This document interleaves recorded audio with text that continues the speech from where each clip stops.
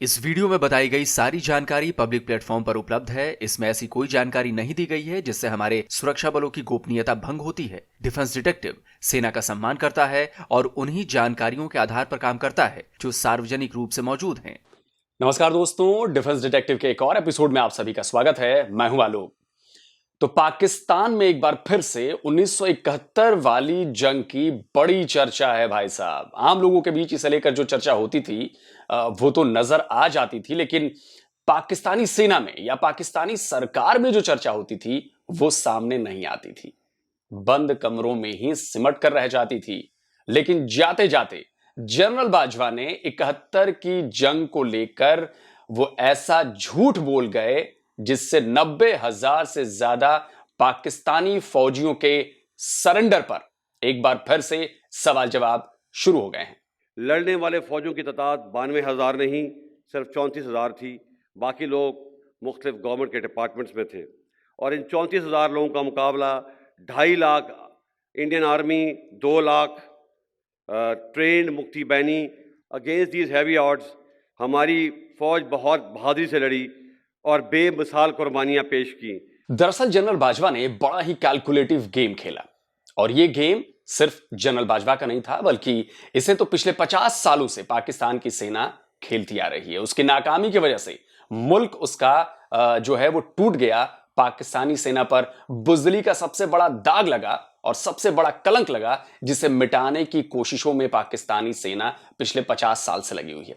इसीलिए जनरल बाजवा ने अपनी सेना की सबसे बड़ी बेइज्जती को, सबसे बड़ी नाकामी को सियासी नाकामी करार दे दिया। और ये बात 1971 में हमारी फौज की साबका मशरकी पाकिस्तान में कारकर्दगी से मुतालिक है। मैं यहाँ पर कुछ हकायक दुरुस्त करना चाहता हूँ। सबसे पहले, साबका मशरकी पाकिस्तान एक फौजी नहीं, एक सियासी नाकामी थी। जनरल बाजवा ने इतना बड़ा झूठ क्यों बोला, इसके पीछे की पूरी सियासत आपको समझाऊं उससे पहले एक बेहद महत्वपूर्ण जानकारी आपको दे दूं कि इस वीडियो को स्पॉन्सर किया है कोडिंग इन्वेडर्स ने। यह किस तरह सबको फायदा पहुंचा सकता है, इसके बारे में आपको वीडियो में आगे बताऊंगा। बात हो रही है जनरल बाजवा के झूठ की कि आखिर 71 की जंग और बांग्लादेश के बनने पर उन्होंने ऐसा बयान क्यों दिया। दरअसल उन्हें अच्छी तरह पता है कि पाकिस्तानी जनता जज्बाती है, उसे सेना पर अंधविश्वास है। जो लोग सेना पर सवाल करते हैं उनकी संख्या बहुत कम है, इसलिए उनका दांव जो है वो कामयाब हो जाएगा। अपनी सबसे बड़ी बेइज्जती का दाग वो धो तो नहीं पाएंगे, लेकिन उसे छोटा करने में वो कामयाब जरूर हो जाएंगे। पर बिलावल भुट्टो ने जनरल बाजवा के सारे मंसूबों पर पानी फेर दिया। उस जंग में हमने जो हारे थे, 90,000 जंगी कैदी उस मिलिट्री फेलियर के बाद हमारा दुश्मन के कैद में थे। शहीद जुल्फिकार अली भुट्टो ने अपना सियासत से, अपना दानिशमंदी से, अपना कामयाब खारजा पॉलिसी से वो 90,000 जंगी कैदी पाकिस्तान वापस ले आए, पाकिस्तान में अपने घर में वापस ले आए। बिलावल भुट्टो ने जो कुछ भी कहा उसमें जरा भी झूठ नहीं है। झूठ जो है वो जनरल बाजवा के बयानों में है और आज इसी को सबूतों के साथ में साबित करने वाला हूं। वैसे पाकिस्तानी जवानों के सरेंडर पर 2 वीडियो मैं पहले बना चुका हूं, उसका लिंक मैंने डिस्क्रिप्शन बॉक्स में भी दिया हुआ है, आप वहां से देख सकते हैं। बिलावल भुट्टो ने सच कहा है और जनरल बाजवा ने झूठ बोला है। इसे साबित करने के लिए आज मैं कुछ नए सबूत लेकर आया हूं, सरेंडर के सबूत। और हमेशा की तरह ये सबूत या तो पाकिस्तानी हैं या फिर इंटरनेशनल हैं, इंडियन सबूत नहीं है। तो पहला पाकिस्तानी सबूत है डॉन अखबार का सबसे ताजा आर्टिकल। यह आर्टिकल इसी 1 दिसंबर को पब्लिश हुआ है, जिसमें बिलावल भुट्टो के बयान का जिक्र किया गया है। जो बात बिलावल ने अपनी रैली में बोली थी उसे डॉन न्यूज ने और ज्यादा क्लियर करके छापी है। बकौल बिलावल, ये जुल्फिकार अली भुट्टो की सरकार थी जो हमारे 90,000 से ज्यादा जवानों को वापस लेकर आई, जिन्हें मिलिट्री फेल्योर के बाद युद्धबंदी बनाया गया था। वो 90,000 जवान अपने परिवारों से मिल सके। मेरा दूसरा सबूत भी डॉन अखबार का ही एक आर्टिकल है, लेकिन इसे लिखा गया था आज से 10 साल पहले, 16 दिसंबर 2021 को। इस रिपोर्ट की हेडिंग थी flashback from behind the barbed wire, यानी पुरानी यादें कंटीले तारों के पीछे से। इसमें एक पाकिस्तानी जवान की स्ट्रेचर पर लेटी हुई तस्वीर छपी थी जो वापस पाकिस्तान जा रहा था। उसके चेहरे पर हंसी थी, हाथ हिला रहा था। इस रिपोर्ट के पहले पैरा में ही 93,000 सैनिकों के सरेंडर का सबूत है। इसमें लिखा है कि the fall of Dhaka as this moment in history is also known resulted in the surrender of almost 93,000 Pakistani army man station there to the Indian armed forces. गौर कीजिए, 93,000 पाकिस्तानी आर्मी मैन यानी 93,000 पाकिस्तानी सेना के जवान। इसमें रिटायर्ड मेजर मोहम्मद इकबाल मिर्जा की कहानी बताई गई है। इस रिपोर्ट में एक नहीं 3 जगहों पर 93,000 के आंकड़े का जिक्र है। इसमें यह भी लिखा है कि मेजर मोहम्मद इकबाल मिर्जा भी उन 93,000 पाकिस्तानी आर्मी ट्रूप्स में शामिल थे जो भारतीय सेना के POW यानी प्रिजनर ऑफ वॉर यानी युद्ध बंदी बने थे। इसके अलावा इस रिपोर्ट में 1972 में हुए शिमला एग्रीमेंट का भी जिक्र है। हालांकि उसमें युद्ध बंदियों की बात नहीं की गई थी, लेकिन साल 1973 में जो सप्लीमेंट्री शिमला एग्रीमेंट हुआ उसके बारे में लिखा है कि भारत करीब 90,000 युद्धबंदियों को वापस पाकिस्तान भेजने पर राजी हो गया। अब कुछ लोग कहेंगे कि जी हम तो ये सबूत मानते ही नहीं है, खासकर बिलावल भुट्टो की बातों पर तो हमें जरा भी विश्वास नहीं है, हम इसे नहीं मानेंगे। तो मैं इस पर यह कहना चाहूंगा कि आप लोगों को यह नहीं भूलना चाहिए कि बिलावल भुट्टो उसी जुल्फिकार अली भुट्टो के नाती हैं जिनकी वजह से पाकिस्तान के टुकड़े हुए, पूर्वी पाकिस्तान अलग हो गया और वो आपके देश के PM रह चुके हैं। चलिए कोई नहीं, मेरे पास नए सबूतों की भरमार है। पाकिस्तान की डिप्लोमेसी और सियासत में एक बहुत बड़ा नाम है हुसैन हक्कानी का। 90,000 पाकिस्तानी सैनिकों के सरेंडर पर उनका भी एक सबूत मैंने ढूंढ निकाला है। देखिए, हुसैन हक्कानी कोई छोटे मोटे आदमी नहीं है। ये अमेरिका में पाकिस्तान के एम्बेसडर रह चुके हैं, श्रीलंका में पाकिस्तान के हाई कमिश्नर रह चुके हैं, कराची यूनिवर्सिटी से पढ़ाई की है, साउथ एशिया के एक्सपर्ट हैं, पत्रकार हैं, डिप्लोमेट रह चुके हैं, एकेडमिक और पॉलिटिकल एक्टिविस्ट हैं। तो हुसैन हक्कानी साहब की एक किताब है जिसका नाम है Pakistan between mosque and military. ये उनकी काफी चर्चित किताब है। इसके 79वें पन्ने पर जब आप जाएंगे तो यहां पर आपको 71 की वॉर में सरेंडर हुए पाकिस्तानी फौज का जिक्र मिलेगा। देखिए, यहां पर लिखा है कि 16 दिसंबर 1971 को यह पाकिस्तानी सेना की ईस्टर्न कमांड थी जिसने इंडियन मिलिट्री के सामने सरेंडर कर दिया। करीब 90,000 West Pakistani soldiers and civilians Bharat में युद्धबंदी बनाकर भेजे गए। ध्यान दीजिए, 90,000 पाकिस्तानी जवानों का जिक्र है यहां पर। इसके अलावा आप पाकिस्तानी सबूतों के लिए मेरे 93,000 सरेंडर वाले बनाए गए दोनों वीडियो देख सकते हैं। उसमें और भी डिटेलिंग है। यहां पर मैं सिर्फ नए सबूतों की बात कर रहा हूं। चलिए अब आते हैं इंटरनेशनल सबूतों पर। इसमें कुछ इंटरनेशनल न्यूज वेबसाइट्स हैं, कुछ इंटरनेशनल किताबें हैं जिन्हें देखने के बाद शायद पाकिस्तानियों को यकीन हो जाएगा कि जनरल बाजवा ने अपनी सेना की नाकामी छुपाने के लिए, अपनी बेइज्जती कम करवाने के लिए झूठ का एक और चूरन उन्हें खिला दिया है। अल जजीरा ने पिछले साल 16 दिसंबर को 1971 को लेकर यह रिपोर्ट छापी थी। इसकी हेडिंग थी 1971 पाकिस्तान, मैं अपने पिता के मरने के कुछ दिनों बाद पैदा हुआ। यह पाकिस्तान के उस शख्स की कहानी है जिसके पिता पूर्वी पाकिस्तान में युद्ध लड़ते हुए मारे गए थे। यह रिपोर्ट इंटरनेशनल जर्नलिज्म में एक जानी मानी जर्नलिस्ट इंदलिएब फराजी सबेर की है। इंदलिएब एक फ्रीलांस जर्नलिस्ट हैं, राइटर हैं, एडिटर हैं और प्रोड्यूसर हैं जो कि लंदन में रहती हैं। अल जजीरा इंग्लिश, BBC वर्ल्ड सर्विस और मिडिल ईस्ट आई के लिए काम करती रहती हैं। तो इस रिपोर्ट में उन्होंने तारिक बर्नी की कहानी बताई है। उनकी कहानी बताने का मेरा कोई इरादा नहीं है, बल्कि मेरी दिलचस्पी इसमें लिखी एक लाइन के लिए है। देखिए, यह है वो लाइन जिसमें लिखा है कि पाकिस्तानी आर्म फोर्सेस की ईस्टर्न कमांड ने सरेंडर कर दिया और भारत ने 93,000 पाकिस्तानी सोल्जर्स, इस शब्द पर गौर कीजिए, 93,000 पाकिस्तानी सोल्जर्स को प्रिजनर ऑफ वॉर बना लिया गया। अब भारत के लिए लिखी गई स्टोरी को अल जजीरा भले ही प्रोपेगेंडा की तरह इस्तेमाल करता है, लेकिन कम से कम पाकिस्तान के पॉइंट ऑफ व्यू से लिखी गई स्टोरी में वो पाकिस्तान को नीचा दिखाने की कोशिश तो नहीं करेगा ना, उसमें कुछ झूठ तो नहीं लिखेगा। अब इससे तो ये साबित हुआ ना कि जनरल बाजवा ने सरेंडर पर कितना बड़ा झूठ बोला है। चलिए, अगर आपको इस पर भी भरोसा नहीं है तो एक और सबूत पेश करता हूं 90,000 से ज्यादा पाकिस्तानी फौजियों के सरेंडर का।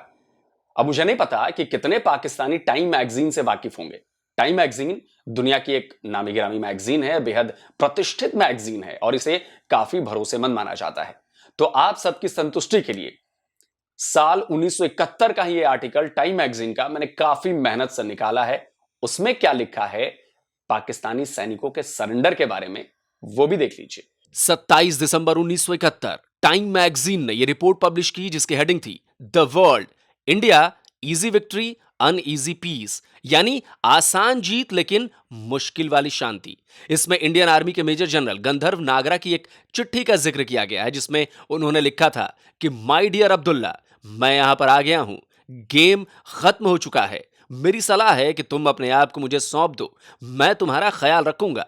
यह संदेश लेफ्टिनेंट जनरल ए के नियाजी को भेजा गया था जो कि ईस्ट बंगाल में पाकिस्तान के 60,000 जवानों के कमांडर थे और मेजर जनरल गंधर्व नागरा के क्लासमेट भी रह चुके थे। यह लाइन बेहद महत्वपूर्ण है, इसे याद रखिएगा क्योंकि इसमें सिर्फ उन 60,000 पाकिस्तानी जवानों का जिक्र किया गया है जिसके कमांडर जनरल नियाजी थे। इसी रिपोर्ट में एक और जगह पर 60,000 पाकिस्तानी सैनिकों की बात की गई है जो लड़ाई खत्म होने के बाद दोनों देशों के बीच उलझे हुए मुख्य रूप से 3 मुद्दे थे। इसका पहला मुद्दा ही था पाकिस्तान के 60,000 रेगुलर ट्रूप्स को वापस करने का। अब आप कहेंगे कि देखा 60,000 ही पाकिस्तानी जवान थे, तो मैं कहूंगा कि जी बात तो बिल्कुल सही है।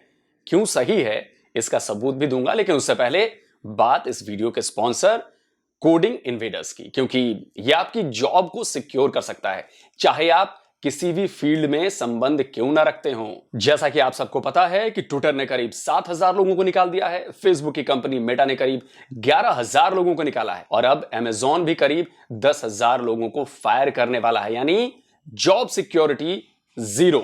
लेकिन क्या आपको पता है कि यह छंटनी टेक डिपार्टमेंट से नहीं हुई है, निकाला उन्हें गया है जो नॉन टेक है या फिर नॉन आईटी फील्ड से हैं। सिर्फ सॉफ्टवेयर डेवलपर या सॉफ्टवेयर इंजीनियर से सुरक्षित हैं जो एक बड़ी सैलरी पैकेज पर काम कर रहे हैं। तो हो सकता है कि नॉन आईटी वाला होने की वजह से अगला नंबर आपका हो। यहीं पर एंट्री होती है कोडिंग इन्वेडर्स की, जो है भारत का सबसे सुरक्षित प्लेटफॉर्म। कोडिंग इन्वेडर्स आपको 9 महीने के भीतर नॉन आईटी प्रोफेशनल से हाई पेइंग जॉब्स वाले आईटी प्रोफेशनल में बदल देंगे। कोडिंग इन्वेडर्स का प्लेसमेंट रेट है 93% और कोर्स में इनरोल करने से पहले ये आपको गारंटीड जॉब एग्रीमेंट प्रोवाइड कराएंगे, वो भी मनी बैक गारंटी के साथ। यानी अगर प्लेसमेंट नहीं हुई तो आपका 100% पैसा वापस। कोडिंग इन्वेडर्स में आप सीखेंगे real business case studies, job oriented projects, assignments जिन्हें डिजाइन किया है इंडस्ट्री के टॉप एक्सपर्ट्स के द्वारा, जैसे अमेजॉन, फिलिप्स, डेलॉइट और दूसरे। कोडिंग इन्वेडर्स की सबसे अच्छी बात यह है कि आपका कोडिंग बैकग्राउंड होना भी जरूरी नहीं है। इन्होंने 20,000 से भी ज्यादा कैंडिडेट्स को अपने 300 से ज्यादा हायरिंग पार्टनर्स की मदद से 10 से 25 लाख रुपए तक के जॉब पैकेजेस दिलवाए हैं। तो आप भी अपने फ्यूचर को सिक्योर कर सकते हैं कोडिंग इन्वेडर्स के जॉब गारंटी बैच के साथ। तो जाइए अपने भविष्य को सुरक्षित बनाने के लिए उस पर क्लिक कीजिए और हाँ, मेरा कोड DD20 का इस्तेमाल करना मत भूलिएगा क्योंकि इससे आपको मिलेगा 20% का डिस्काउंट। लेकिन यह डिस्काउंट सिर्फ पहले 100 लोगों के लिए है, तो जल्दी जाइए, फायदा उठाइए। वापस लौटते हैं जनरल बाजवा के झूठ पर जो उन्होंने बोला है 93,000 सैनिकों के सरेंडर को लेकर। टाइम मैगजीन ने जो डेटा दिया था साल 1971 के अपने एक आर्टिकल में, वो था 60,000 सैनिकों का, यानी कि 60। ये बात सही है क्योंकि ये डेटा उन जवानों का था जो जनरल नियाजी के अंडर आते थे, यानी सिर्फ आर्मी के जवान थे जिसके कमांडर लेफ्टिनेंट जनरल नियाजी थे। यहां पर पाकिस्तानी एयरफोर्स, नेवी या दूसरी पैरामिलिट्री फोर्सेस की बात नहीं कही गई है। इसका भी सबूत मैं आपको देता हूं। ईस्ट पाकिस्तान में पाकिस्तानी आर्मी के करीब 54,154 जवान थे जो लेफ्टिनेंट जनरल AK नियाजी की कमांड में थे। वहां पाकिस्तानी नेवी और मरीन्स के 1381 जवान थे जो रियर एडमिरल मोहम्मद शरीफ की कमांड में थे। पाकिस्तानी एयरफोर्स के 833 जवान थे जो एयर कोमोडोर इनामुल हक की कमांड में थे। इसके अलावा पैरामिलिट्री, ईस्ट पाकिस्तान राइफल्स और पुलिस के 22,000 जवान थे जिनकी कमांड मेजर जनरल राव फरमान अली के पास थी। इसके अलावा 12,000 सिविल लोग थे, यानी कुल 90,368। तो अगर 12,000 सिविल लोगों को हटा दें तब भी करीब 78,000 पाकिस्तानी जवान तो थे ही, और यह संख्या भी कम नहीं होती। ओवरऑल कहीं 90,000 से ज्यादा युद्धबंदियों का जिक्र है तो कहीं पर 93,000। पाकिस्तान सरकार की तरफ से जारी डाक टिकट में भी 90,000 युद्धबंदियों का जिक्र किया गया था। इसके अलावा BBC का भी एक सबूत आपके लिए पेश करता हूं, उसका लिंक भी मैंने नीचे दिया हुआ है, आप चाहें तो जाकर चेक कर सकते हैं।